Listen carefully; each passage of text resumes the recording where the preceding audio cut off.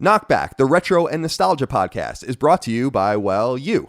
If you want to learn how to support our show, go to patreon.com/laststandmedia.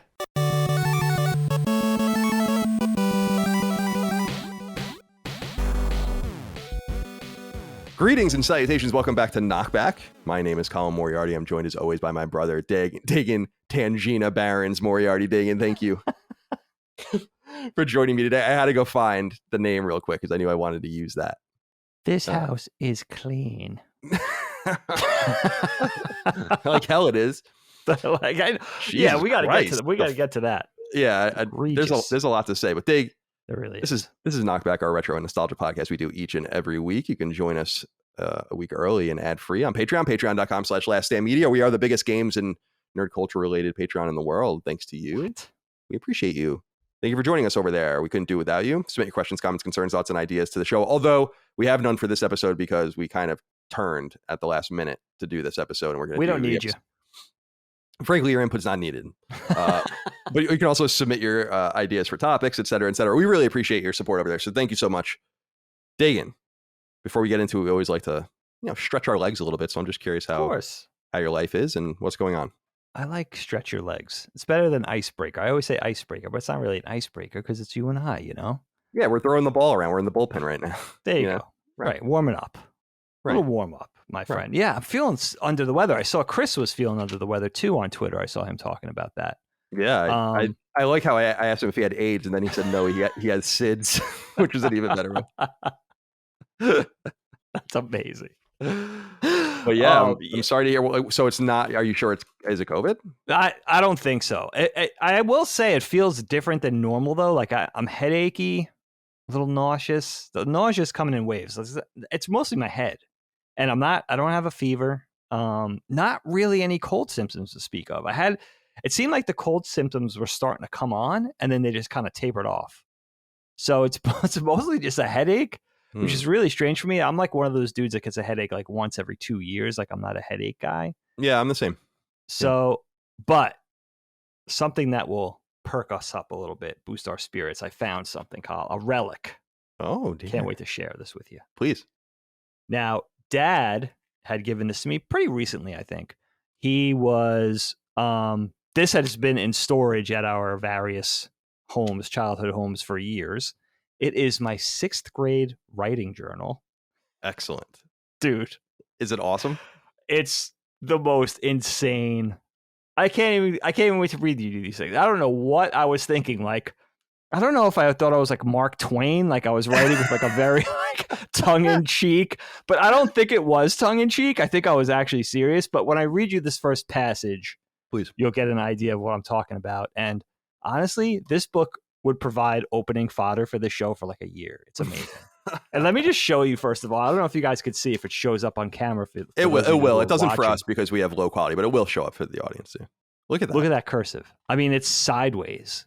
There's so many comments in here about my teachers saying like, I would love to read this, but I can't understand your handwriting. You took after Dad's like, kind of. Dad's pretty good, but there are words like where I'm like, I know what you're saying here, but I don't see this word. Right. Yeah. And he can still write in cursive. I completely lost it. But oh no, I can't. Dude, I can't even sign my name in cursive anymore. Like, because my signature is literally just truncated to CM over time. So sometimes I like try to write my name, like with those flowing, or like you said with the sharp ones. Because I really loved those sharp ones where it would curve so much. It was at like a 45-degree angle, like everything. Dad held on to it though. Give him props. Oh yes, a lot of older people did, I think. Yeah. All right, so this passage I'm going to read to you guys now from my 6th grade writing journal is describe your best friend. Okay. Oh geez. My best friend is a kid named John.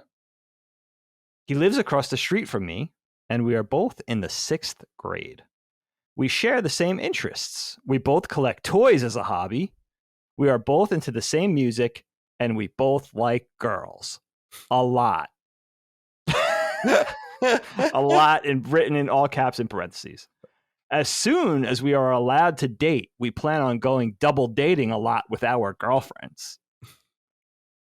We are both in my club, and I totally forgot about this, called the Cobras, with 2 other kids. Our club has been in existence for about 2.5 years. It is a fighting club. It is a fighting club. It is a fighting You were ahead club. of your time. Holy shit. And John probably has the best skills physically. The Cobras. Now listen, I'm here to tell you. I forgot about the Cobras. Of course, named after the iconic G.I. Joe Cobras, right? I'm here to tell you, there you go. The Cobras was not a fighting club in any way, shape, or form. There was never any fighting associated with the Cobras. You just lied about that. What we really mostly did was make flags, cool flags out of paper, and then put them like on our snow forts or in like whatever makeshift treehouse thing we were building that weekend. But mostly we would just pose really cool with Star Wars guns and lightsabers for Polaroids. That's what we did all day long. We would just really strike cool poses, like I was Darth Vader, flanked by my 2 stormtroopers on the side. Like we would just pose really cool. Where That was about it. Where are those Polaroids, I wonder? You know what, dude? Those would be priceless. And You we have did to get- karaoke. We did a lot of Van Halen karaoke. Oh, okay, cool. Yeah, in Tommy's basement. You That have was to get in mostly what the touch with. Cobras You was got to about. get in touch with these guys, man. Well, actually, I told you I have to get back to him, but or he has to get back to me, I think. But I talked to John DePaulo. Yes, I know. Yeah. Who's the John you're talking about? To see if Johnny D. see if we can get him on the show. And yeah, Tommy Ginocchio. I want Tommy on the show, and I want to offer him copious amounts of money for his toy collection as well. Very good.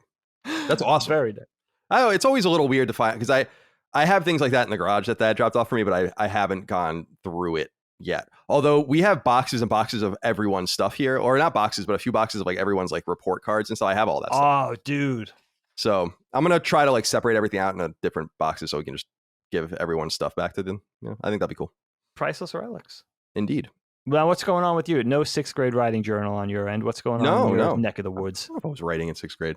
I have a weird one for you. Let me take you on a little journey. So at night, Micah and I watch a lot of YouTube, like in bed, and then we watch also like random episodes of Always Sunny or something. And we were watching the Always Sunny episode about them going to see Warren Buffett, and they were talking. And I don't know if you remember a lot of the show is about how they hope they play Pina Colada, like Escape, but that's not his song. It's Rupert Holmes' song. So it's about how like Charlie hopes that they play it, but like Dennis is like they're not going to play it. And so anyway, I'm telling you that because I was like I really like that song, so I added it to my Spotify playlist, and then they make a comment about like do you ever listen to the lyrics of the song? And I'm like, oh, okay. So I went and I listened to the lyrics, and I don't know if I'm sure you're familiar with the song, but it's a really fascinating, very simple song about a married couple cheating on each other. I never knew that. And I wanted to bring it up because I want people to go listen to this song. You'll know it when you hear it. It's called Escape by Rupert Holmes. And, it's like, if you like pina coladas, it's classic. Like, so it's, when I was listening to the lyrics, I could see it, and I see it in my head. It's such a linear and illustrative song. And he says, I was tired of my lady. We've been together too long, like a worn out recording of a favorite song. So while she lay there sleeping, I read the paper in bed, and in the personal columns, there was this letter I read. If you like pina coladas, blah, blah, blah. Now, the hook of the song is that he writes back to the person in the newspaper. And then in the third verse, he goes and meets this woman at the bar to find that it is his wife who is trying to cheat on him. What? No. Yeah. What? Yeah. That's like Shakespearean. So his wife puts the letter in the newspaper that he's reading and trying to like get away from his wife by responding to this letter. And the last verse is awesome because he's like, I like pina colada. Like he says, I didn't know you liked pina coladas and getting caught in the rain. I didn't know blah, blah, blah, blah, blah, blah. And what's cool about it is, in my opinion, is that like, you don't really know, like, do they end like accepting that they don't want to be with each other anymore? Right. Do they end that they didn't realize that they were looking for each other? It's an interesting song. Dude, that's and I like wanted poetry. to just bring that up. Yeah. Is that from the 70s or 80s? 1979. Album Only is of Partners in that era, Crime. I feel like you could tell a story through music like that. And how long have we listened to that song, right? It's like a happy hour song and never know the substance behind it. That's crazy. Yeah, because he says, So I waited with high hopes, and she walked in the place. I knew her smile in an instant. I knew the curve of her face. It was my own lovely lady, and she said, "Oh, it's you." Then we laughed for a moment, and I said, "I never knew Dude, that that's you like like pina coladas and getting caught in the rain." Blah, blah, blah, blah, blah. that's a lot more Shakespearean than you would anticipate, Exactly. And right? I've been fascinated with the song for like a week. I listen to it like every day because I'm like, Dude, I could just that's see beautiful. every scene. I see them in bed in the first verse. I see him writing the letter. I see them at the bar. I see what the woman looks like. I don't know. People go That's check it it. out if And you want. you know what's cool about that? I'm thinking the whole time as you're saying you're envisioning this thing, I'm like, is there a music video for this? But hopefully not, because it came out before music videos. Right on the cusp, though. Right. It was there in that 70s era, as you know, there are random music videos. I don't know Yeah. where they're from. Like, I think they were just played on TV, maybe one-offs, or they might have been like promotional items. Right. Yeah. And then you're right. It wasn't until 82 or something, the year we're With going to go MTV. to with Poltergeist, our topic for today. Yeah. So What? 3 years later, we find ourselves in 1982. Now, what year, by the way, was your writing journal? Sixth grade.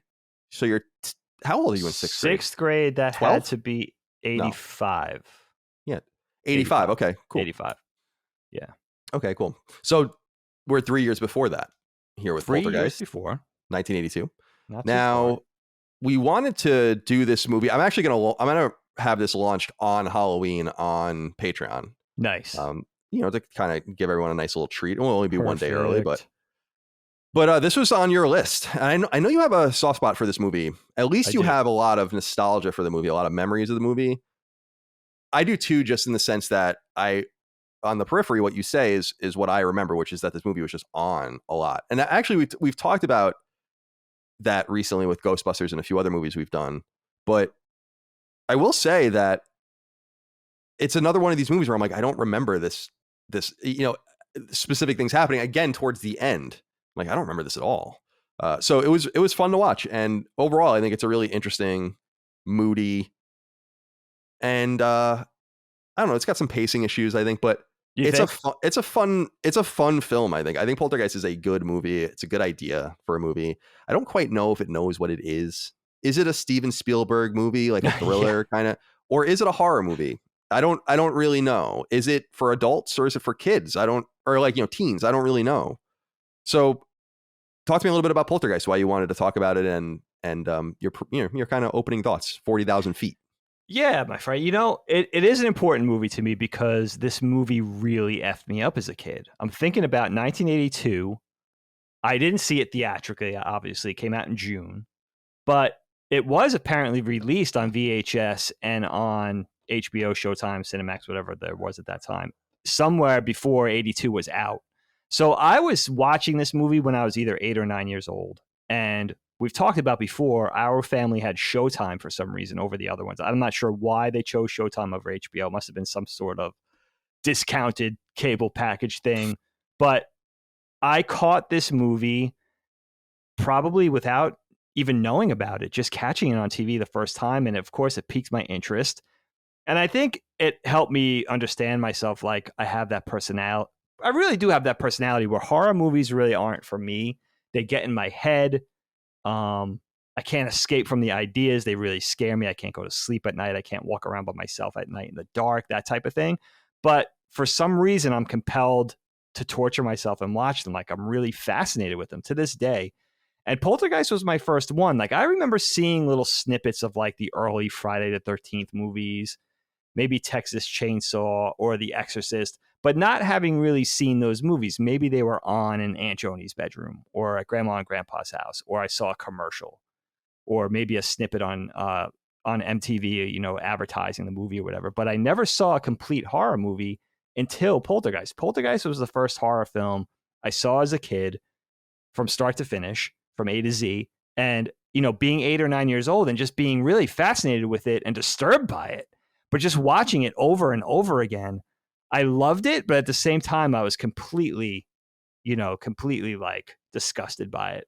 And Dana, our sister Dana, I think had the exact same sort of resonance with the movie. She was really, really intrigued by it. And I really wanted to do the topic because I figure a lot of our listeners, maybe even our younger listeners especially, may have missed this movie. And I feel like it's an essential horror movie, and I feel like it's an essential Spielberg movie. and we'll get into the Toby Hooper / Steven Spielberg dynamic. But I was really excited to talk about it. And I will say, man, this movie still screws with me. It's a pretty fascinating horror movie because I think at its core, you have this poor, innocent family affected by this thing that's completely unasked for. They're thrown, eventually we'll find out what happens, but they're thrown into this thing this situation that they never asked for. And at the center of that are kids being victimized. So I think as a kid, I was like, wow, you never saw that, with the Hays Code in the 70s and 80s, even into the 70s and 80s, where kids were really like at the center of danger. And this movie really did that. Probably the first movie I ever saw like that, where you really feel for the kids. And the kid Robbie, I think he's 8, so he was like my contemporary. Like he was my proxy. I kind of saw everything through that character's eyes. He kind of reminds me of you a little bit, just in the it's the hair. I think. I think it's the hair, the 70s hair. Maybe even he reminds me even a little bit of Graydon. Like it's just it's the There's hair. something there. Yeah. I always thought that. Even as a kid, I thought that too. I was like, I kind of feel like that kid's like the West Coast version of myself or something. Yeah, and he's like into Star Wars, and he's sensitive. That's the other thing. It feels so of the late 70s, early 80s era, with pop culture. And and this movie takes on a lot more dimensions. Haven't seen it now. I haven't seen it in a long time. Sitting down to watch it again, how well it holds up, the acting, all the Steven Spielberg signatures, the fact that it was a pretty successful blockbuster that year. It didn't rate as high as E.T., which came out the same year, but it did very well at the box office. And I was really intrigued, Kyle, to see that it's on a lot of top 100 lists of greatest horror movies of all time, or most scary horror movies of all time. And I'm not really sure if it rates that way for me. Like it was scary for me as a kid, but now I think it's more just fascinating, and it's unlike almost any other movie, even the ones that are similar to it, like Amityville Horror. It has a different tone. It's really kind of unique for a horror film. Yeah, it's an interesting. First of all, I love what you brought up, an interesting look into the late 70s, early 80s, because I was remarking over and over again as I was watching it. I'm like, man, this house is awesome, and what's cool about it is it's high. It's a high quality, as far as HD quality, or at least I perceive it as HD quality film, where it looks good. So you kind of see it in a contemporary lens, even though it is 40 years old. And there's a lot of really cool stuff, like the kitchen tile, the huge emphasis on pinks and reds, and the fluffy carpets, and the textured vertical wallpapers, which reminds me of Dr. Perez's office a lot. A lot of gold trim and like the shell lamps. And so, yeah, there's a lot of cool stuff there. It's interesting with this film, I'm realizing as we're watching some of these movies, some of these scary movies, is they don't hold up as pieces of horror in my mind. Like watching, what do we do? Nightmare on Elm Street recently was cool. It's fun to watch that, see Johnny Depp and all these random characters, but it's not very scary. In fact, we were talking about how, like, I don't think that they enhance the scariness. I think it probably gets better later. And with Poltergeist, I'm not sure. I don't know that I know that it's described. I mean, I'm looking at the Wikipedia page now, and like, yes, it is obviously a horror film, but it doesn't really feel like one in a lot of ways. The movie's a little strange, not in a bad way, but there's a lot of weird stuff in this movie that doesn't make any sense. Like a lot of it makes no sense. If you can suspend all of that, though, it's a pretty good ride, and certainly happy to have watched it. But when I think about movies that truly scare me, and I think of Ari Aster and stuff like that. Oh my gosh, sure. Just things with a lot of tension. And I do think that that's what Poltergeist actually has in the beginning, is there is a weird tension that it doesn't even feel like a horror movie at all for a while. Then it feels like an embracing, almost like a supernatural movie where they're embracing the nature of it. But then it becomes this horror movie. But then there's like this utter destruction and all this stuff. But then it doesn't seem like anything's really affected. Like no one has noticed anything about them. And it's kind of disjointed in that way the more I'm talking about it. But nonetheless, what do you think about the two parents who I think are the main characters? I know that people look at the kids as, especially the little girl as being, a main character. But I'm curious what you think about Craig T. Nelson in this. Jo Beth Williams. These are great actors, actually. I think they put on a really good performance, and they feel weird and forbidden to me too. Like I remember I remember very vividly when they're smoking joints in their room, and I remember that as a kid and being like, "Wow, this is so adult." And through a historic lens, it seems so interesting because obviously people were always smoking weed, but you don't really associate that with 1982. You associate that with the It's 60s, true. maybe a little bit of the 70s, and you associate it like with the 90s. But by 72, or I'm sorry, 82, I don't really feel like it was like a drug of choice, but clearly it was. And I liked that. And it felt very un-Spielberg in a way, because I'm like, wow, it's pretty, it's pretty crazy. I mean, the kid comes in a few minutes later, he's crawling on the bed over the weed and stuff. It's just an interesting movie. But what do you think about these two parents, the characters and the performances here? Well, you know what? The first thing, I'm looking at them, and as I'm watching this time, and I'm like, holy shit, because they're supposed to be 32 years old in the movie. And of course, as an 8-year-old, I'm looking at them like, oh, they look like my mom and dad. They're just believable old people. Mm-hmm. Now they're 15 years. I'm 15 years their senior watching this. And it was striking to me, especially with Jo Beth Williams, how young she looks to me. Like, wow, we talked about her in Kramer versus Kramer, I think, that she was an attractive, not only is she a talented actress, I think she's awesome in this, but she was really attractive as well. And, Definitely. These two are really the grounding agents for all this zaniness. They both give really good performances in such a crazy movie. I mean, this is a pretty crazy idea, right? This thing's happening.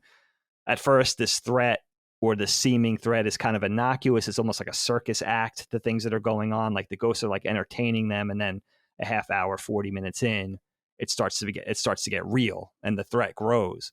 And it's cool to see these two. Their performances, their relationship together is awesome. I think they have great on-screen chemistry, these two. And so as husband and wife, they're cool. They work, but also as parents, and you get to see them as normal parents in the beginning, first half hour of the film. They just live in a normal suburban California life.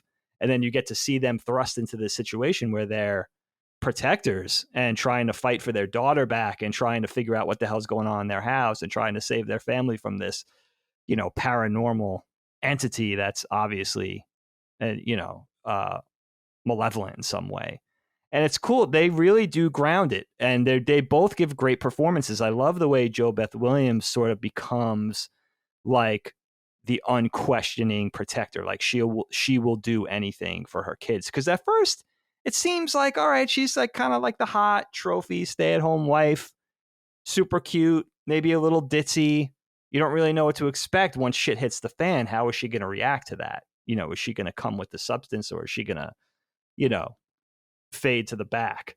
But the fact that she kind of steps up and takes charge, and then the father character is really interesting too, in that he's not only is he kind of in a way involved because his real estate development company built these homes that they live in. Unbeknownst to him, he's not a part of the problem. He doesn't know what they did, but he also kind of becomes the cynic. He starts to play the cynic in that he's trying to protect his family. He's trying to step up, but he's also not really sure what to believe and how much he believes and what part of this he believes. So they're really interesting performances that move in and around the different story points that I really think carry the movie through and make it not only believable, but a little emotional. Maybe that's a parent talking, but like there's parts of this movie where either the dad character is kind of speechless and he doesn't know what to say, or he's kind of talking under his breath, or the Jo Beth Williams character, the mom, is, screaming bloody murder, and you believe it. It's like there's almost parts of her performance in this, and I don't want to overstate it. I'm a fan of this movie, but it's like, holy shit, has she actually gone through this? Because I believe everything like the way she's yelling and screaming and trying to make deals and, saying, trying to obviously frighten to death, but that courage, that mother's courage coming through to protect her young ones, It's so cool, dude. I was really surprised to see how well the acting held up. Yeah, it's funny you bring that up too, because I was remarking to Micah that I enjoyed their performances, of course, Jo Beth Williams, Craig T. Nelson, but I also wanted to give it up to Beatrice Straight and Zelda Rubinstein, who are like the two. Well, Beatrice Straight plays Dr. Martha Lesh, who is, I think this character is awesome. And then Zelda Rubinstein plays Tangina, I guess, Barons. And I actually really dug these performances too. And I was thinking about you because I know how much you like character actors like that. Yeah. And I feel like what's cool about both of those characters is they have like these dialogues, these monologues, I should say, that each go for minutes. And some of them are like one shot pretty much. And I felt a lot of good acting energy in this movie. I felt like everyone, maybe not the kids so much, although they were fine, but certainly the adults I thought brought it. What did you think about these two older female characters that I think really brought something special? They're awesome. I mean, the Dr. Lesh character is really cool because at first, the family's kind of beside themselves. They don't know what to do. They go to these paranormal investigators, which is kind of like a hokey, as they explain, like unlicensed kind of like otherworldly thing that's not really socially accepted. And you kind of get the sense she's obviously in charge, the Lesh character, and you kind of get the sense of like, all right, she's going to be a cold and sort of by the book, maybe bookish, and like the typical scientist, but the compassion that she has, especially for the mom character and what the family's going through, is kind of a cool surprise. Like, in not remembering that part of the story, the fact that she forms a bond with this family, besides trying to help them with her by doing what she does with her profession or her hobby, as she calls it, like the fact that she sort of makes a bond with this family and is really trying to, with all her heart, help them out, which is really cool. And then her calling in the medium character, the Zelda Rubinstein character. She's such a fascinating actress. I was reading movie reviews at the time. I was reading Siskel and Ebert and some others. And one movie reviewer was saying like the movie was so hokey and contrived and sort of this popcorny ghost story that wasn't really grounded in anything. But she was saying the Tangina Barron's character was the one thing that made it feel believable. And that's an interesting take. She's really, really good. She comes in, she's a little eccentric. She's obviously a little strange. You could buy that she could be in touch with these other dimensions and this sort of paranormal world. The way she acts, she doesn't act like a regular human being. You know what I mean? Right. She's different. She acts a little different. But I mean, besides her look and her voice, it's really a cool package. I mean, it's one of those things with this movie that there's so many, I think, pop culture icons that spring from this movie, right? There's the little girl, back view with the long blonde hair with her hands up on the staticky television. There's the Zelda Rubinstein character, this Tangina character. There's, obviously the ghost, the steak crawling on the counter. There's so many pop culture icon moments. It's interesting what you say, Kyle, not to go back, but that it doesn't really feel like your prototypical horror movie. And I don't think it does. It feels more like, interestingly enough, it feels more like an Indiana Jones movie, right? And it coming off the heels of Raiders only a year earlier. And then Temple of Doom would only be a couple years into the future in 84. Feels more like that, like sensationalist horror, a little bit of gross out. And then mix in all the Spielberg traits, right? Like the slow truck in on the reaction shot. All the pop culture references in the background, kids, the way the neighborhood looks. I mean, it's very similar. I mean, E.T., I was going right? to say, yeah. I mean, Elliot and Gertie's house could be 3 doors down. Well, it's so funny because that's what I was writing in my notes was this looks like E.T. And I actually didn't know much about, I knew E.T. came out in 1982. I knew Spielberg directed E.T. And I knew E.T. or I knew Poltergeist was co-written and produced by Spielberg, but I didn't realize that the movies came out a week apart and that like there was a lot of dispute about his role in the movie and that he might have been like basically, and I think we've talked about this in the past, that he was kind of a de facto director and it just couldn't call himself that in the film. And you could see a lot of that. I totally agree. The neighborhood, the establishing shots, the kids with the RC cars, the really weird sports scene with the beer. It's like, that's what's so interesting about this movie though, is that I think it does a really nice job. I think it's almost masterful in that it doesn't, even though the weird American anthem, Iwo Jima TV sound off thing that they do in the beginning, apart from that, and that's just to set the stage. Apart from that, the movie, it's like, when is this? It builds this tension because you know why you're there. And Micah had said that to me. She was like, you know, you're going to this movie to see something and you're kind of waiting for things to pop off. And I think that they do a really interesting job of that. But talk to me a little bit about Spielberg here, because obviously you had brought up Tobe Hooper already, and I'm a huge fan of Texas Chainsaw Massacre. I think that movie is fucking awesome. And Oh my God, so good. And when it was remade and came out when I was in college, I remember going and seeing it because I just love I love that idea. I think it's horrifying. It comes from a horrifying era. 1974 is, for some reason, a movie from that era is just it's scarier. It's being alone, no cell phones, no computers, no internet. Yes. Good point. It's that stuff we bring up over and over again. So I really, really like that. And him being involved in this obviously is a big plus. But this does feel, like you said, very Spielbergian, right on down, I think, to the special effects, and very E.T. like, almost comically in the constant Star Wars references, which feels so authentic to 1982, but so heavy-handed. Like, especially in this movie, dude's got like the Hoth playset, he's got the snow speeder, he's got Yoda in bed, he's got the Darth Vader character or figure holder, TIE fighter, all this stuff. It's just everywhere. And I'm like, wouldn't it have been cooler if it was just a TIE fighter? But now, like, you go to the little girl and she's chewing on a Luke Skywalker figure. The closet opens up and the TIE fighter's tumbling without one of its wings around towards. It's like a little much. So it's a lot. But anyway, talk to me a little bit about your feelings on Spielberg with this movie, because I know you're a fan. We like to make fun of Spielberg. I'm a fan of Spielberg too. Very very. I feel like he's one of those enigmatic talents. Yeah, can't deny that. I feel like imagine how bad some movies would have been without him involved, when you consider some of the people that were involved. Like, imagine George Lucas pursuing Indiana Jones without Steven Spielberg. By himself.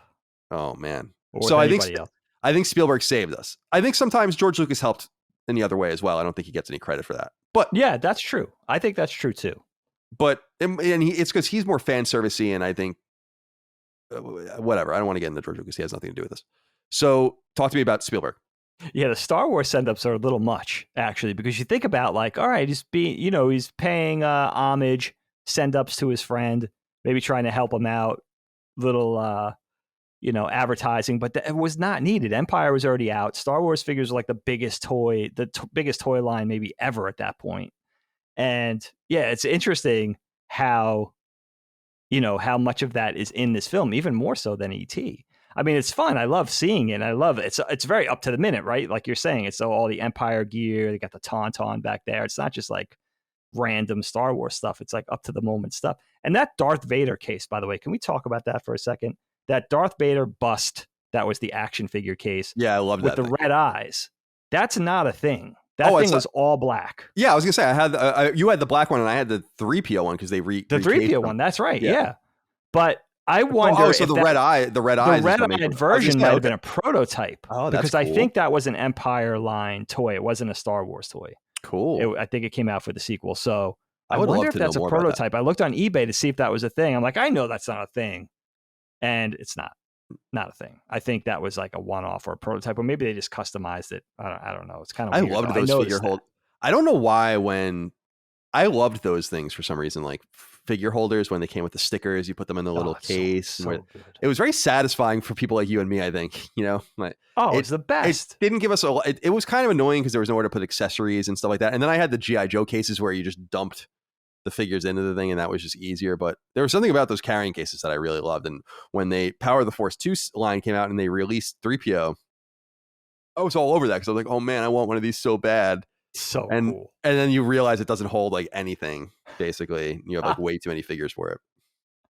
And it was such a good way to, like, put your figures in there, give them a home, but also like figure out, like, I still need this one sort of like go through your checklist. I got to get this one for Christmas. So it was so cool. I love the action figure cases, man. They were so cool.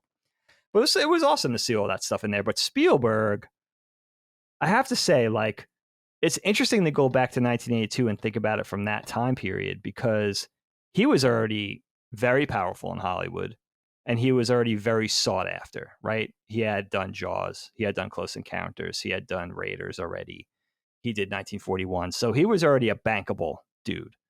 And the fact that he tapped Tobe Hooper to direct off of the merits, of course, of Texas Chainsaw, which everybody loved and everybody was horrified of. Now, Tobe Hooper did a few other flicks as well. I think he did a movie called Funhouse. I've never seen it. a couple other things, but he had basically made a name for himself off of Texas Chainsaw, which is still, I think, considered one of the greatest horror movies of all Yeah, time. got to be top 10, I would assume. Something like So that. I guess initially Spielberg had a deal that he was directing E.T. and couldn't direct another picture at the same time. So he had to tap another director, tap Tobe Hooper, thinking, okay, this is a horror script.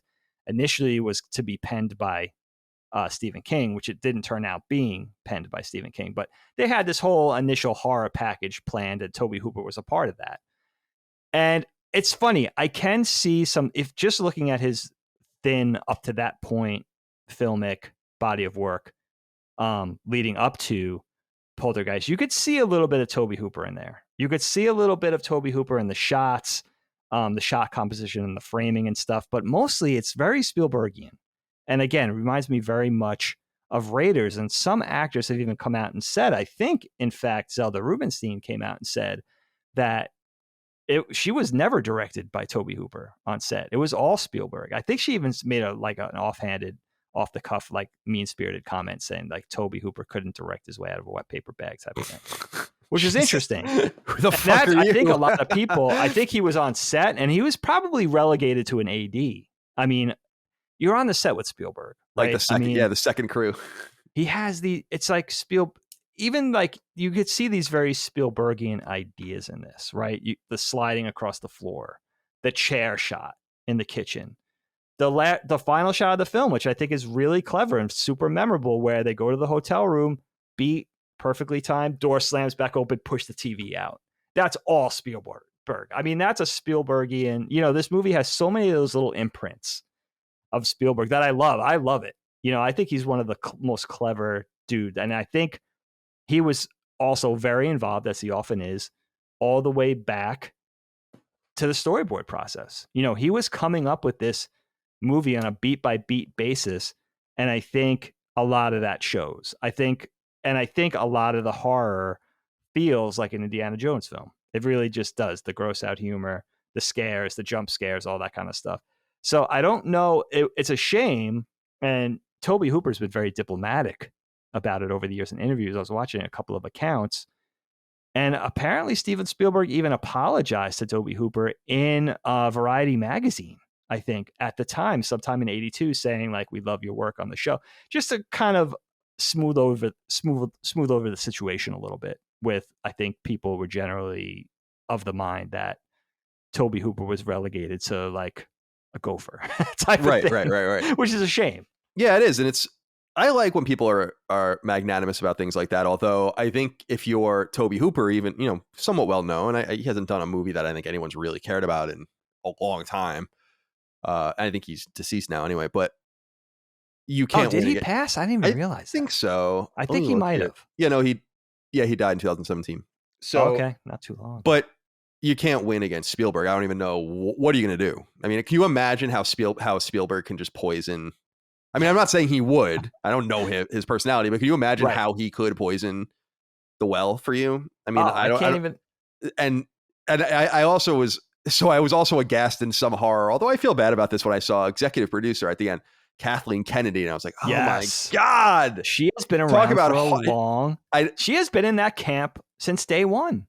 It's incredible. It's amazing. And still going. I was explaining to Mike, I'm like, do you know who Kathleen Kennedy is? Because she's not really into movies or Star Wars at all. And I'm like, Kathleen Kennedy is kind of, she's like the longtime producer with Spielberg, very famous for that with George Lucas and in that whole camp, but is kind of the person who's been pinned with ruining Star Wars. And like today, 40 years later. And it's still kind of working. Dude, can you imagine? I got to give Kathleen credit. How rich she is. For what? I mean, how she's still working. Like she could have stopped working 25 years ago and been more than set for life. The fact she must really love it.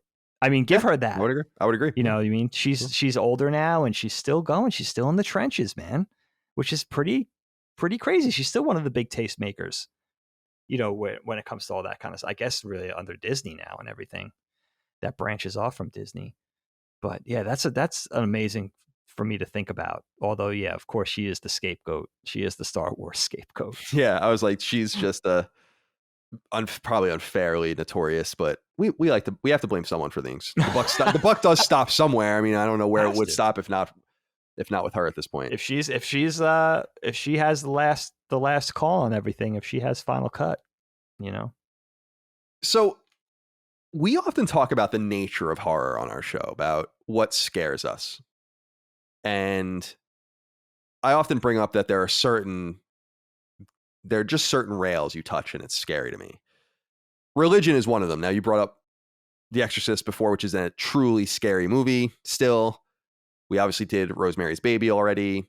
The Omen we have to do at some point. There are others we have to do as well. By the way, I don't know if you've been hearing, there's a show called A Midnight Mass, which is supposed to be people, many, like 10 people have come probably recommended to me this Really? point. Super scary? It's about like some Catholic sect that like goes off the deep end, I think.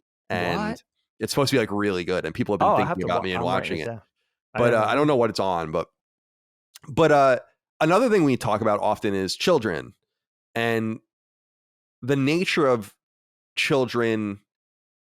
Like with Rosemary's Baby, the child wasn't even in the movie. The child represented like the spawn, right? And in this movie, the children are all alive, but really only one of them, three of them, although two of them pass away later on in real life. But the little girl is kind of the key to it all. In fact, I think the iconic shot of Poltergeist is the very movie poster, which is the black poster, really awesome trim with the TV small in the middle and her silhouette watching it from behind. And so she's obviously the center of the horror. And that ticks one of those boxes for me because they say something interesting where, it's the Zelda Rubinstein character says, it's all the things we don't understand. It lies to her. It tells her things only a child understands. And there's something scary about that, about like about the unwitting participation of this little girl in this pretty evil thing, but not realizing that, in fact, the house is buried on a cemetery. And so I want to talk to you a little bit about that. What do you think about the nature of the horror, the story idea? Okay. I often bring up, and I think about a lot about how you and I would tell each other ideas for stories or things we've heard and Ray Bradbury stuff and all the things we read and just scare the shit out of each other. And I wonder if a house being built on an ancient burial ground, or not ancient, it's actually maybe from the 1900s, the 1800s, right, has been kind of run over and built upon. And my answer to this is that it is very scary, but not in that setting. It's too suburban. Okay. And that's one of the things that makes the movie break to me. And we'll talk about that later. But what do you think about the idea, the general idea that, I guess, the treatment that Spielberg had about a house, this kind of hotshot builder has a house in a beautiful up and coming neighborhood that is haunted. And they actually say that the difference is between a haunting and a poltergeist and all of that, and that they have this poltergeist because of the building nature and they don't know and all of that. I'm just curious what you think about that. Just like we think about with Jason with the camp, or we think about Freddy with the dreams. The poltergeist, that's what this is about. So yeah, no, absolutely. What do you think about that as being a central kind of horror feature for this?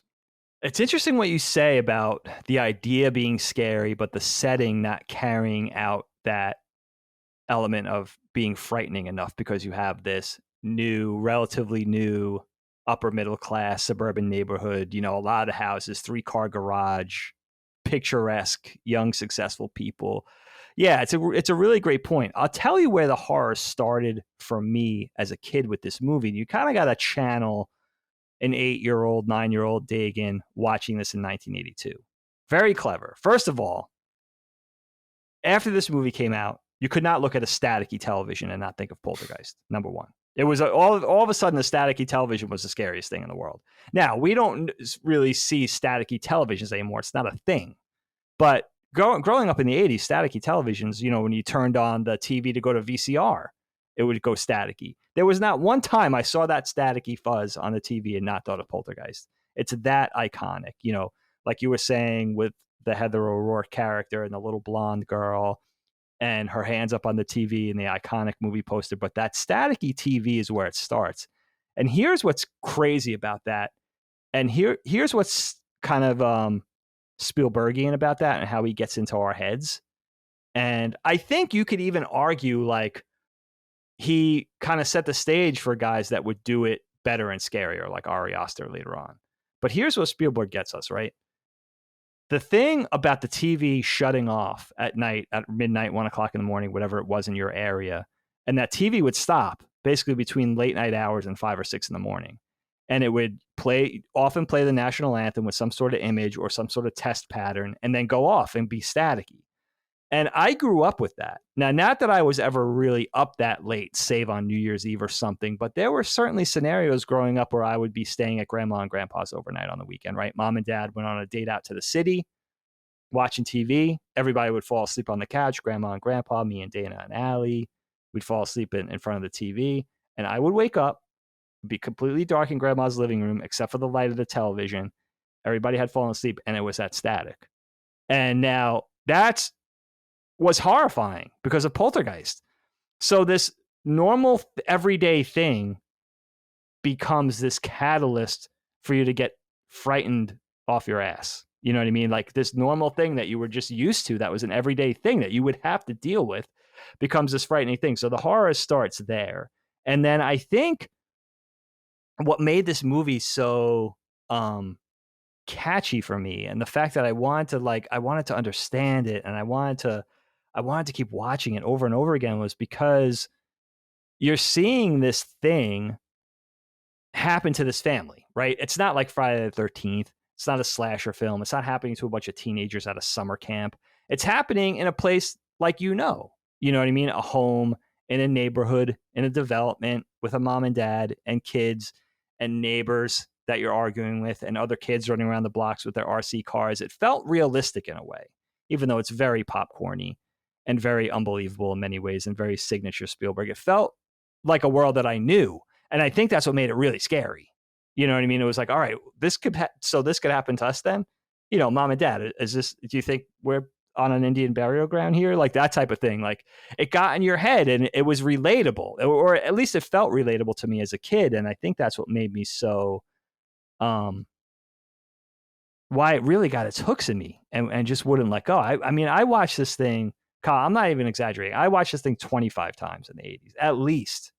And, it was type of thing too, where I would stay on, watch bits and pieces, watch the gross out scene with the guy peeling his face off and the maggoty chicken drumstick and all that kind of stuff. That stuff fucked me up. You know what I mean? All of a sudden it was like the neighbor's garbage can, because they didn't use proper garbage bags, and the garbage men come on a Saturday, all of a sudden there's maggots crawling out of the garbage. I automatically would go back to everything was Poltergeist. You know what I mean? So for me, the horror started there and was really got its hooks in. And then the religious aspect, like you said, then it became about church and whatever I knew about being a young Catholic at 8 or 9 years old, and the fact of like, this other dimension and angels and demons, and the fact of like now understanding like these were the undead, or people that maybe didn't know they were dead, or some entities living in between the living and the passing, and wanting to cling to this little girl because, as it's explained, like they miss the those things in life that they can't have anymore, and she's a proxy, and they for her for them it's like whatever kind of comfort they could derive from that, which is really creepy shit. And of course, like again, not only is little Carol Ann victimized, but the whole family is. They didn't ask for this, right? It just happens to them. And we of course we have to get into why there's 300 other houses and it's just their house. Well, this is exactly where the movie falls apart to me, because okay, talk to me. And it doesn't fall apart because it's fun, but the movie's broken because it actually is from the very beginning. We were talking about the RC car scene with like his friends. That's like, why would you do that to that guy? First of all, like it's almost sets it off as like this weird, like, am I supposed to be taking this serious? And then he runs in with the beer. The beer is just squirting everywhere. It's like, this would never happen. Like, can you imagine? Dude, people be like, what the fuck are you doing? I know, and the Steven Freeland character is totally fine. He's like, come on, move. Yeah. It's so I like that it starts off with this kind of bouncy cadence that belies its true intent, which is to scare you. Sure. But there's so much in the movie that doesn't make sense because of the setting. Like this movie would just make much more sense even in a neighborhood like the one we grew up in on Marie Court, right? We grew up in it's like a cul-de-sac with 6 houses. 2 of them are like set back. Everyone's on like an acre or so around each other, 3/4 of an acre maybe. That's much more believable because then you could be like, okay, this is a specific burial ground.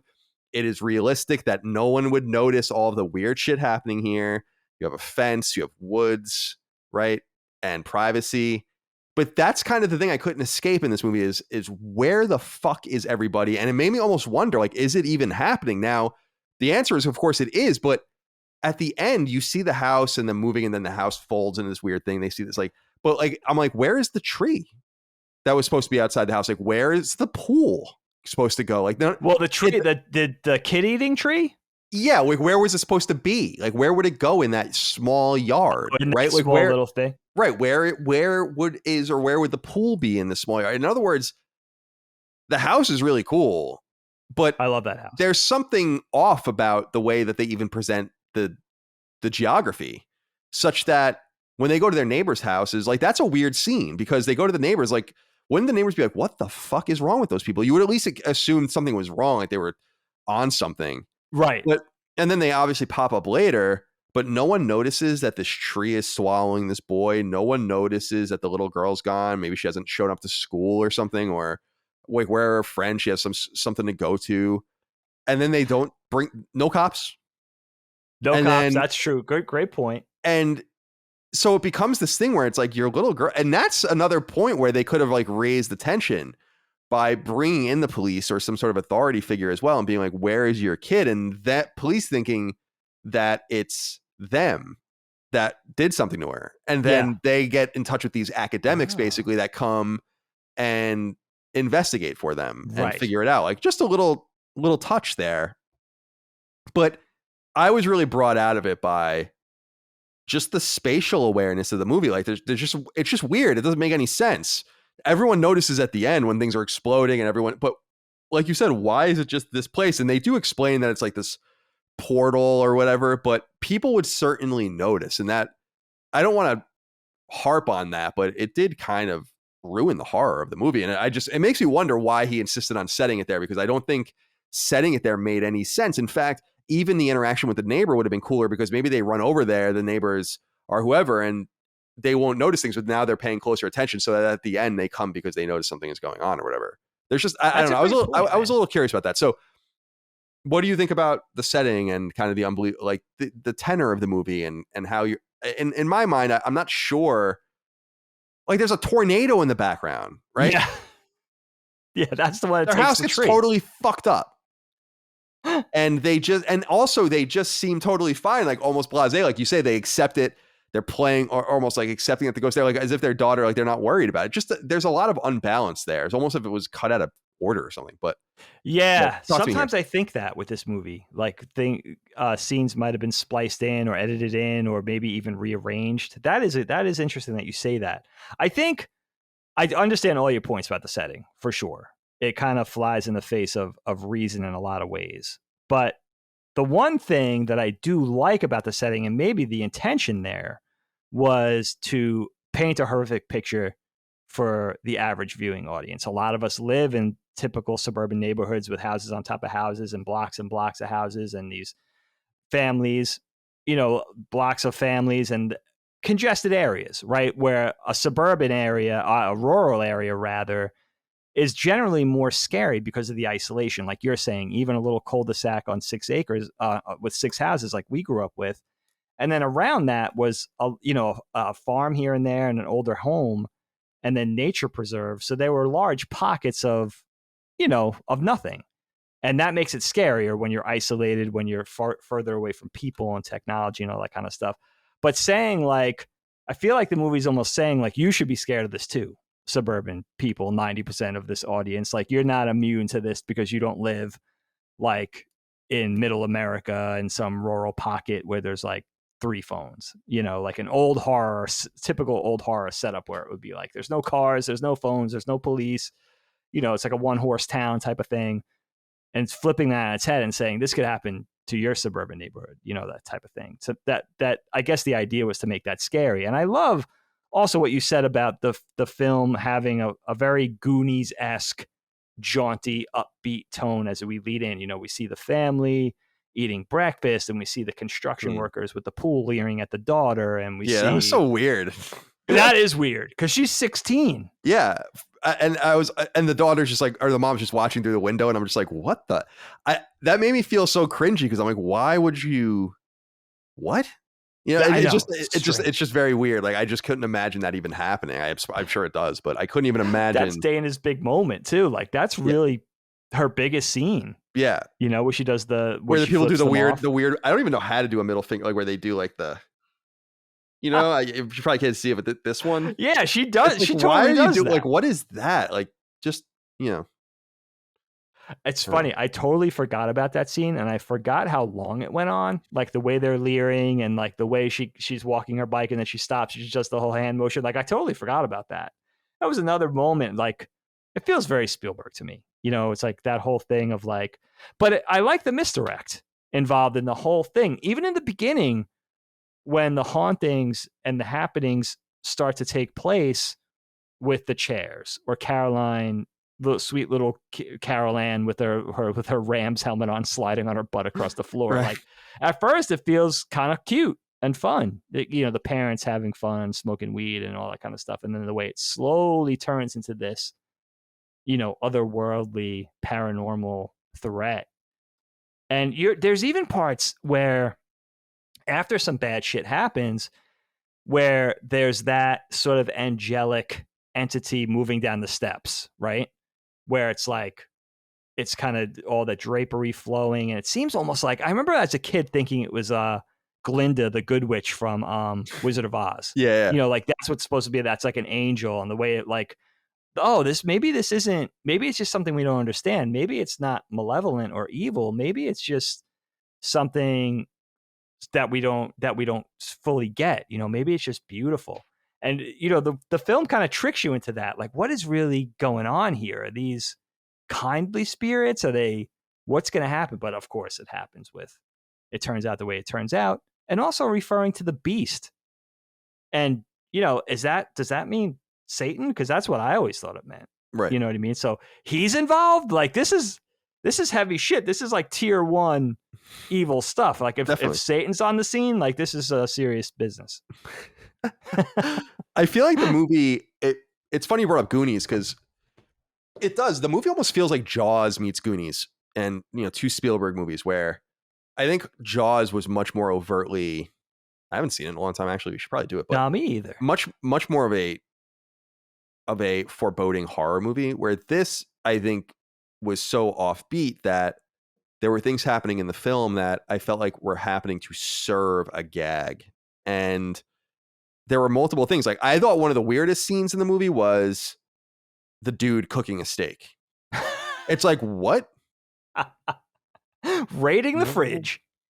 I mean, that brings raiding fridges to a whole new level. Like, you are going to take out a beautiful sirloin steak, pop it on a fucking skillet, and cook it in these people's house. You're going to do that here? I mean, and I feel like it's just, they had to figure out a way to have that meat thing, right? And and I just feel like that was a little clumsy, where it would have been cooler to just have him drop the drum, the drumstick, and it's just, there are maggots on it, and maybe something a little more, or he's drinking something out of the fridge and it's full of something. Like, why does he have to take a steak out? Because you guys had this idea that you wanted a steak to pop out. It just, I feel like there's clumsy things like that around. And I actually think the pool thing is interesting too, because you're right. Like, that is a misdirection. The pool being dug is like central to the story, but it does. I feel like there are scenes like the one with the daughter, or like when he's just eating, like through the window, the pool guy is just eating, and where it has to remind you, like, don't forget the pool is being built. Don't forget the pool is being dug. And I feel like there's some scenes like that as well. But I did like learning more about how the protagonist, the what is his name? I don't even know yet. Steven is like kind of a slick salesman and all of these kinds of things, but has this falling out with with the builder, and the builder realizes later on. I'm kind of curious. What do you think? I think there is a sequel, like a direct sequel. I haven't watched it, but Yeah, there's 2 and a 3. what do you think happens to this dude, this builder? I mean, what I'm curious what happens when the camera's off. In other words, like what is your assumption of what happens here? Because it seems it brings back to my mind. I'm like, did this happen? Like, is this really happening in this world where this entire neighborhood is getting torn asunder by grave walking individuals? I don't understand where the movie leaves us, I guess. Yeah, I mean, and it'll go on to do sequels, and Heather O'Rourke is in both sequels. I think she passed before the third one even came out. I saw that, yeah. But and they're not as, I mean, they're creepy in their own right, but they're not the classic that the first Poltergeist is. Yeah, it's interesting. Well, first of all, it's interesting that the Steven character is sort of working for the enemy, and he doesn't know it. He doesn't know it for a large chunk of the film. And of course, his boss, you have to go back to a 1980s perspective. His boss, we knew that guy as the Pathmark guy. That was the guy in all the Pathmark commercials. He was like the face of Pathmark. So he would do when supermarkets did that. And Pathmark may be a regional supermarket. That may be an East Coast or Northeast thing. I'm not sure. It is. It just came up on Sacred Symbols a couple of weeks ago, and that's funny. We had found out that it's out of business now. It's done. Yeah. And I think it was already going out in the 90s. But he was the face of Pathmark, and I think he was generally an actor as well, maybe even a radio guy harkening back. But he's an interesting character because as it turns out, of course, they were not, the whole plan was, yes, we know there were burial grounds mixed into these majestic, scenic hillsides and everything like that, but we're moving them. But as it turns out, of course, they were moving the headstones, but leaving the bodies buried in the ground, I'm sure, to save costs, right? This guy's one of the founding partners of the firm or whatever, this real estate development firm, which they then offer a partner role to Steven. But it's after Steven already figures out that something is amiss. He doesn't know exactly what's going on at the time, but he knows something is wrong. And they're building the 5th phase of this neighborhood, and it's way up in the hills overlooking everything. And his boss, offers him a plot of land that says, I'm going to move your family up here. How do you like that type of thing? But it's a whole nother thing. It's a whole nother cemetery. And that brings in all the questions of, wait, what? So, what happened down there? We're in phase 1 or whatever. So it's interesting that it happens that way. And now also the boss character, I thought for a second that he died. He gets hit by the flash of light at the end after the house sort of implodes. But then he gets up, and the rest of the people that are hit by the exploding spirit, they all get up. And it's interesting to think, like, I don't even remember, to be honest with you, Kyle, if he's even a character in the second one. I don't think so, but I'm not sure. He's not. I'm looking at his filmography. He's so not. They don't carry on that storyline. But I just love the way it ends for the family. The fact, and also the question of, with any great haunting story or just the idea of haunting or a poltergeist or a possession in general is like, and they explain the difference of the two things in the movie, but will those malevolent spirits stay with you regardless of your location? That's what you're worried about in the end with the family. And that's why Steven pushes the TV out of the room and everything like that, which is a great moment, maybe my favorite moment in the whole film.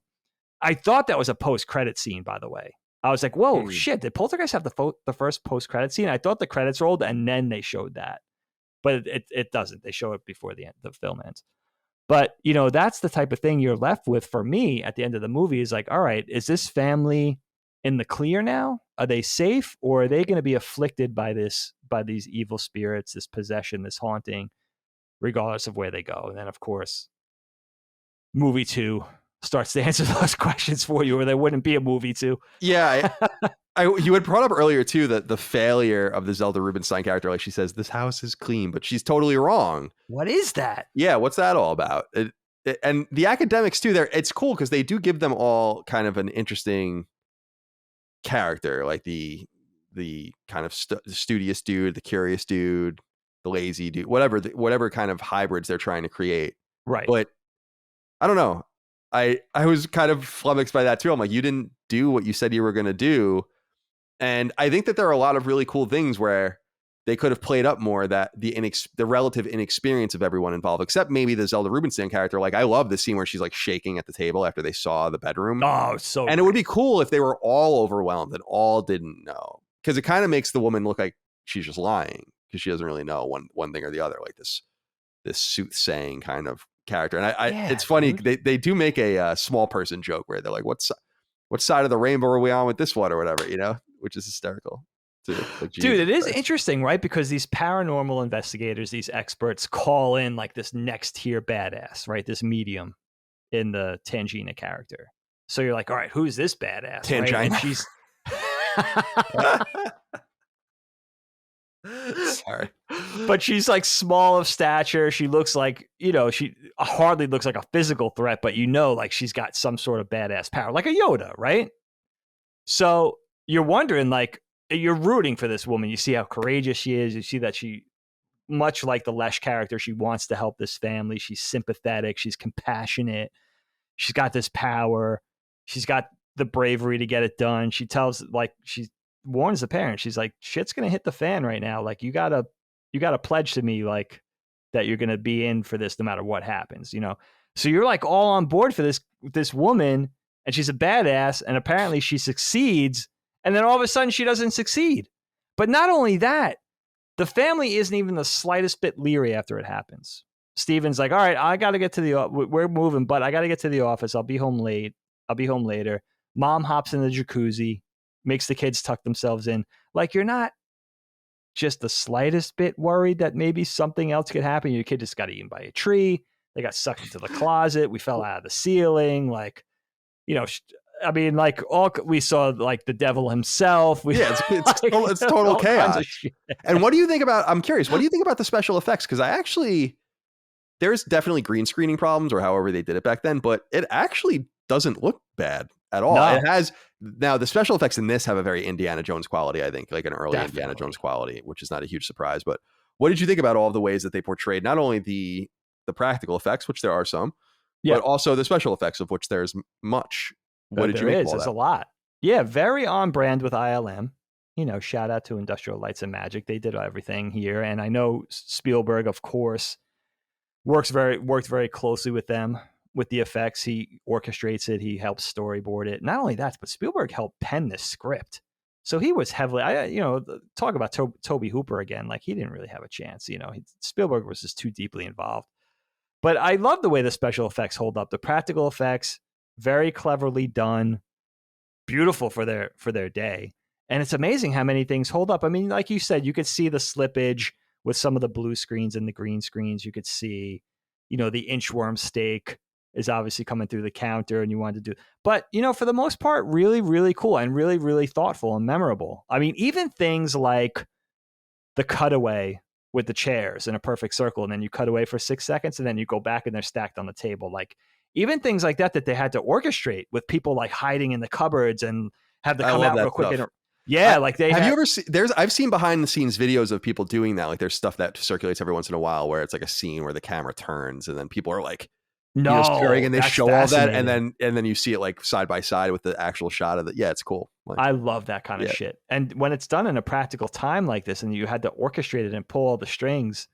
I love like the practical smoke and mirrors, man, because you really had to think it through. It was expensive as well.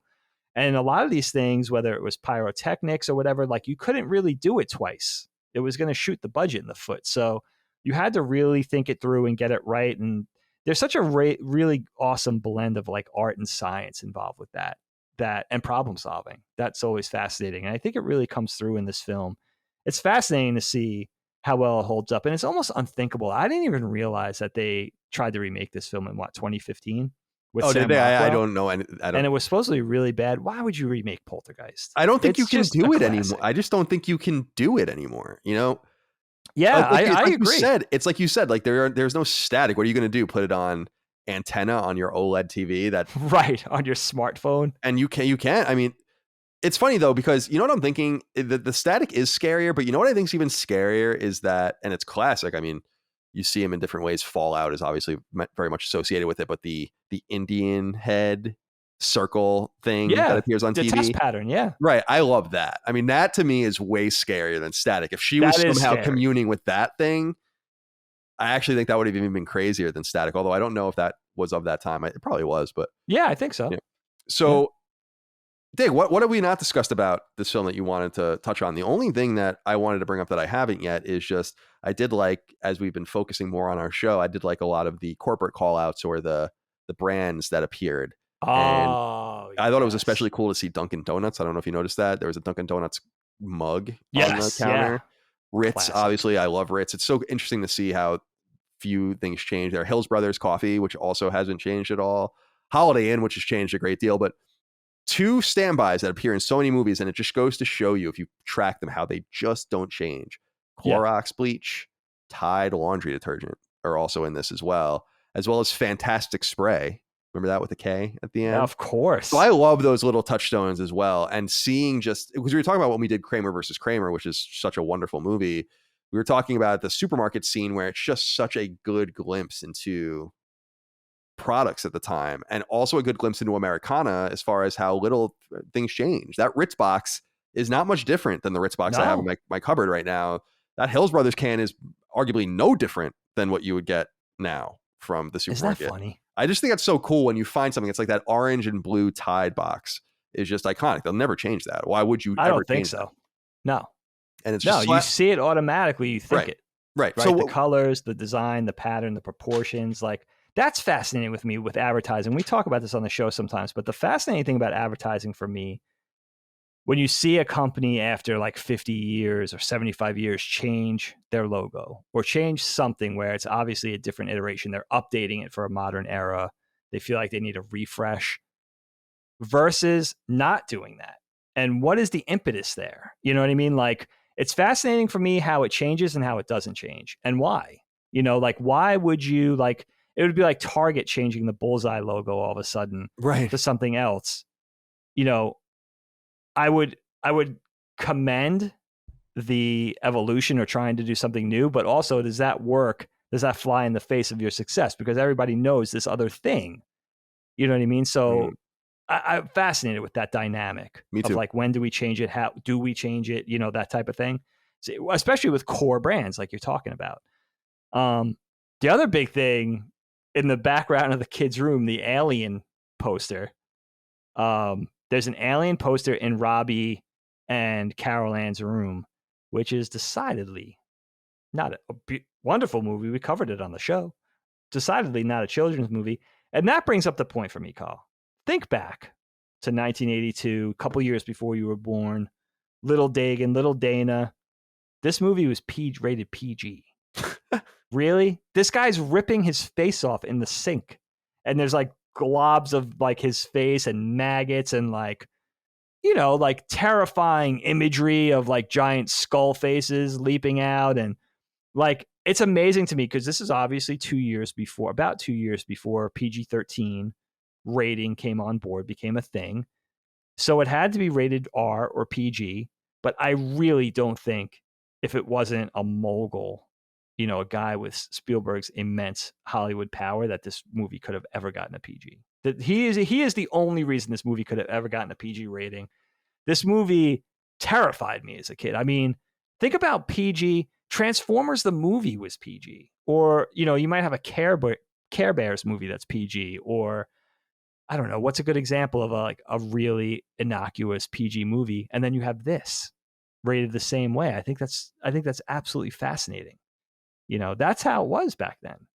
Yeah, it's. I was going to say, first of all, I think parents were just more laissez-faire. We've talked about that a lot. I think so too. Sure. But I also think that if you look at this movie, it did thread an interesting needle where I would say it's not very scary. I understand why you were scared of it. I don't remember being scared of it. See, I wanted to bring this up. I'm so glad I remember this. This movie, there's a unique thing about being Generation X and maybe an early millennial, maybe just a millennial generally, is that we had the video store experience, which was just a very ephemeral thing in history. It doesn't exist anymore. It existed for 25 years or so. You either were there or you weren't. And movies took on, in my opinion, some sort of facade of something, humor, fear, whatever. as you saw them over and over again walking through the stacks as a kid. And I remember being like, Pet Sematary, oh shit, and Cujo and Misery and all these things. And Misery is a great movie, but they're not that scary. And I remember also Mom specifically really playing up the fear of Stephen King. Like, I think she was just really scared of that, and I kind of absorbed that. But does that make sense to you? So this was a movie like Pet Sematary, like Friday the 13th. This was just one of those movies that was on the shelf. And I wish I knew now, or then what I knew now, to not have been so leery of it. Because I think I was like, ooh, you know, something to be scared of. Like, I've told the story about how I used to rent Nosferatu from the 30s and not even watch it. Like, I would rent it constantly and like just not even. No, wow. I couldn't bring myself to do it. It's like, here it is. I love Castlevania. I love Dracula. Here's this really scary thing. And then I would just bring it back to the library. Or whatever. Wow. And so it is interesting to think about from that angle, that this movie is of that time, this pantheon, Hellraiser, and all these other things where the box art became just iconic. And I don't feel, maybe I'm wrong, but I just don't feel like movies even have the ability to have vibes like that anymore. Where they kind of just, they exist as this thing you see on a shelf, or something that enters your mind and you're not really certain what it is based just on the back of the box, or just on an image, or just on a notion. It's a great point. And to me, this movie really represents that a lot. Where that era, right? Yeah. I mean, kids don't really have that proxy anymore. I think the closest thing they have now is like a thumbnail on Netflix, right? If they scroll down to the horror thing and they look through those thumbs. I mean, now they could also watch it if they have access. But yeah, they don't have that. They don't have the ability to be frightened by something that's forbidden, or that they know that they shouldn't see, or that they don't have access to. Because back then, if your parents weren't renting it for you, or if you weren't catching it on cable after they went to sleep, sneaking on the TV or whatever, you weren't going to see it. But it definitely reminds me of that era. Poltergeist, The Thing, The Exorcist, Alien, of course, all the early Halloween flicks. The Halloween VHS cases, really, the first 1, 2, 3. They definitely frightened me. Yeah, Poltergeist, I think, really got in my head when I was a kid, because I really felt like, it's funny looking at it now and how popcorny it feels in many ways, but it really felt like a realistic thing. It felt like something that could happen to me. You know, there was always some sort, when you're a scaredy cat as a kid, and I'm still the same way. For me, it's like you talk yourself out of things. You know, it's like, all right, Friday the 13th, that's not going to happen to me because I'm not at summer camp. You know, Halloween's not going to happen to me because of this. You know, The Exorcist is going to happen to me because I'm not a girl. Like, whatever it is, like I would always talk myself out of But Poltergeist, it was like, oh yeah, like this happened to a typical suburban family. I guess it's the same thing. It could happen to me. It's funny. I'm not a big, I mean, really with movies, I take them as entertainment. I'm a big suspension of disbelief guy. I could go in for things. The one thing in this film that got me watching it this time is like, you have this gorgeous neighborhood, right? Successful upper middle class family, doing really well, at least middle class, right? Gorgeous newish house, 3-car garage. The boy and the girl are sharing a bedroom. Yeah. It's a 3-bedroom house. The car has a 3-car garage. Is that a thing?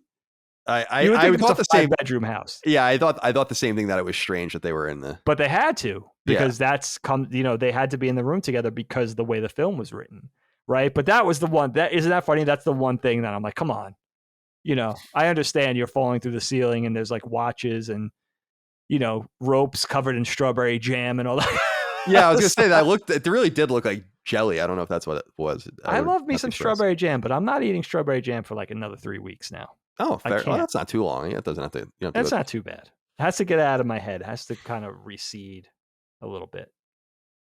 Dig, is there anything else that we've left unsaid about Poltergeist? You know what? The only thing, and I wanted to know if you even caught this, because this is one thing that I caught as a kid that wasn't really akin to like imagery or something frightening or dynamic or colorful. There was one thing I caught in the film that I was always fascinated by this. When the paranormal investigators come in and they first start talking to the family, the one scientist who, by the way, for years I thought was Carl Weathers. He's not. He does Right. kind of look like Carl Weathers. He's got a little bit He's of a not. He's Lando. a great He's got a character little bit of actor. a Lando thing going on too. Just He does have a. yeah. I Or thought Billy D. Billy Williams. D. Yeah. Billy D. might have been a little too distracting. He's a little too suave. Right. But Right. great character actor. That's Richard Lawson. But Rocky was so on our radar. I think Rocky 3 was already out at that point. So that was all over our radars. But he explains to the family, he says he saw this thing where this Hot Wheels car took 7 hours to move across this kitchen floor. 7 feet. It took 7 hours to move 7 feet and never stopped moving. And the fact that you couldn't even see that type of movement with a naked eye, that he needed to see it with a time-lapse camera, that idea has always haunted me and stayed in my head. It's horrible. It's a horrible thing. It's unbelievable. It's a Philadelphia experiment type, scary thing that scares us, you and me. Like I totally understand. Like I totally get it. You and I are find the same horror delightful, in some way, where it is creepy. Like the supernatural, the unexplained, is horrifying. And what I really love the most is when shows and movies try to tackle it in clever ways. I don't know that this is one of those, but I don't know if we brought up the show.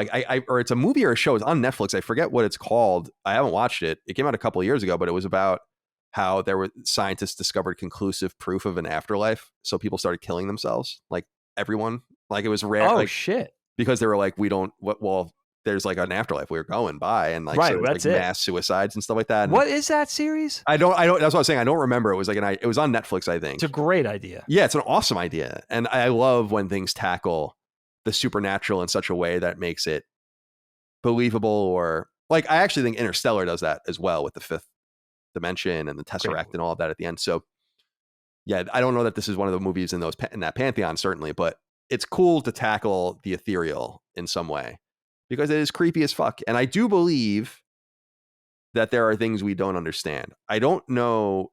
Clearly, there are many things we don't understand. I just don't know that it's spiritual, right? I could believe in a God.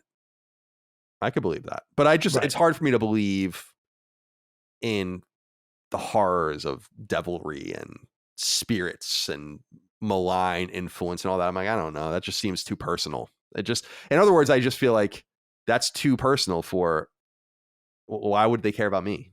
Yeah. And that's kind of the thing that then takes me out of it, which is why I think when movies focus on individuals really well, like Rosemary's Baby, like The Exorcist, it's extra scary because it becomes about one person, right? And like one person's evil. And in Rosemary's Baby, it's basically getting raped by a devil. I mean, that's basically what happens in the movie, right? And that's interesting that you put it that way. Like, why would they care? You have this giant, godly, universal entity that's like, galaxies huge or whatever, that you whatever you believe. Why does it boil down to like one individual? Like, that's why deism is so attractive, because it just says like God doesn't know or care about you, right? Like any supernatural being set this in motion, and it certainly does not care about what you say or do, and that you think it does is hysterical. I can buy that. Right. So, the self-importance involved in that, or you know what I mean? Right. Or just saying like it happened billions of years ago. Like maybe God is dead. I mean, there's a lot of interesting things you can go into with fiction, I think.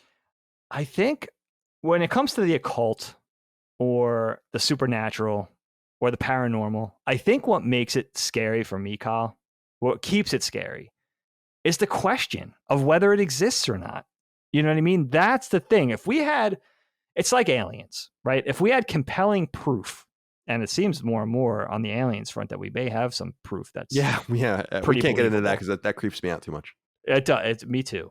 But along the same lines, if we had proof of ghosts existing, let's say spirits, things that move between dimensions, things that we could actually see, tangible, tactile, not even threats, but just things that we could witness as people. If that question was answered, it would be less scary. It would be a giant paradigm shift for our perspective, and it would be interesting, maybe a little frightening, maybe more than a little frightening, of how it would change humanity's outlook on everything. Definitely. But that for me, that's what keeps it compelling and scary, and that's why I really don't see the questions ever being answered. I don't know. It's a weird feeling that I get, but if we had if it came down on one side or the other and it became a thing, I just can't even imagine that. You know what I mean? I think maybe because I spent 47 years being entertained by it or wondering about it or being frightened or having nightmares or, but never having, that's what I think. That's the crazy thing too. And not even to stress the point too much, but like people that have witnessed this, if it has happened, right? And they're not actually crazy. People that have actually witnessed the paranormal, ghosts, whatever type of thing, where they really happened and they really swear up and down that this thing happened. How do they go? Like, how do they function? You know what I mean? As normal human beings, having that knowledge or having had that experience, that's a compelling notion to me. And that might, who knows, maybe that's something to build fiction off of. But yeah, I mean, if you guys haven't seen this movie, especially you younger cats out there, I think it's worth a watch. I honestly think just for Jo Beth Williams, I think she's so good in this.